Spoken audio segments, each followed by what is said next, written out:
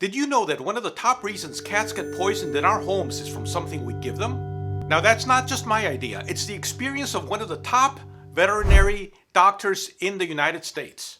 Now whenever one of my cats starts throwing up or gets lethargic, one of the first things that crosses my mind is, did it get into some kind of poison? Now we all worry about this kind of thing, but unfortunately the lists of poisons are so long it's hard to keep track of them, and we just sort of hope that our cats don't start eating Tide Pods or munching on the onions. Now sure, we put away our stash of chocolate and make sure that they don't get into the leftover shrimp scampi for them to eat, but we still worry. Now recently, I read an article that describes the top 3 things responsible for most indoor cat poisonings. Now this was from the experience of the Tufts Foster Hospital for Small Animals, which is associated with the Tufts Cummings School of Veterinary Medicine.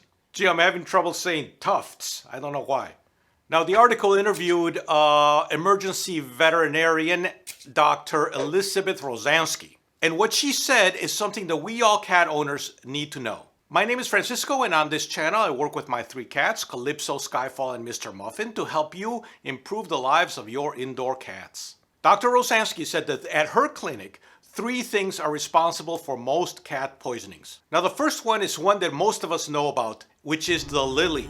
This is one of the most toxic plants to cats. If you have one in your home, you have to get rid of it.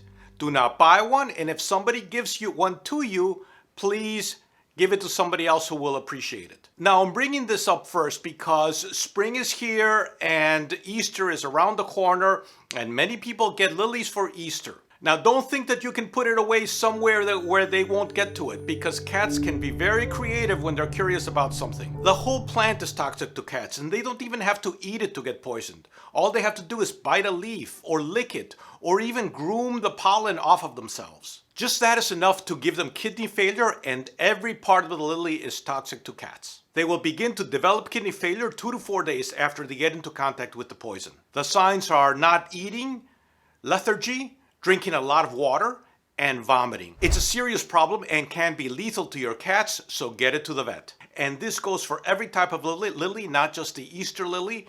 All of them are toxic to cats. A second poison that is in the top 3 is acetaminophen, which is the generic name for Tylenol. According to Dr. Rosansky, the top ways that cats get access to Tylenol is from Tylenol accidentally dropped on the floor, or from cat owners trying to relieve the pain of their cats by giving them baby Tylenol. So here are some ways that you should be attentive to that. Number 1, don't leave the Tylenol out while you're waiting to take it. In fact, don't leave any medicines out while you're waiting to take them. Be careful not to drop the Tylenol on the floor while your cats are around, because that sounds just like what?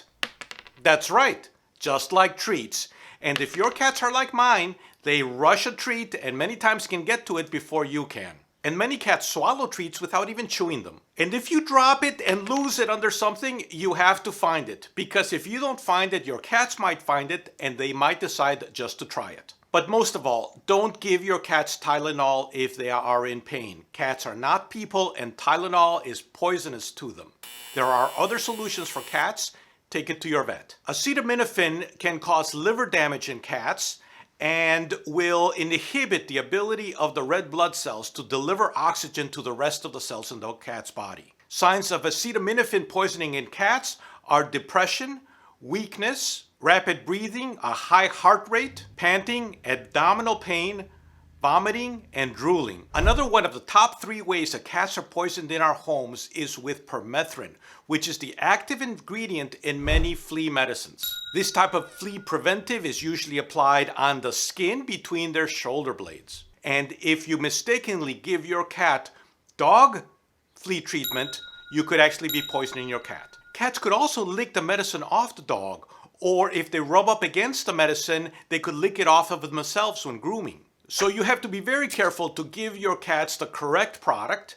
And if you have dogs and have given them flea medicine, keep the cat and the dog separated for at least 24 hours. Permethrin poisoning affects the cat's nervous system. Signs of poisoning are tremors, shaking, twitching, oversensitivity to touch and sound, walking around as if they were drunk, and in severe cases, seizures and fits. Possible but rare effects are trouble breathing and also the possibility that the cat will go blind. So these are the top 3 ways that cats are being poisoned according to the experience of the Tufts Small Animal Hospital. And it seems that 2 of them are things that we give them: Tylenol and dog flea treatment. But cats can get sick from all sorts of things, and I found that out when my cat, Mr. Muffin, stopped eating.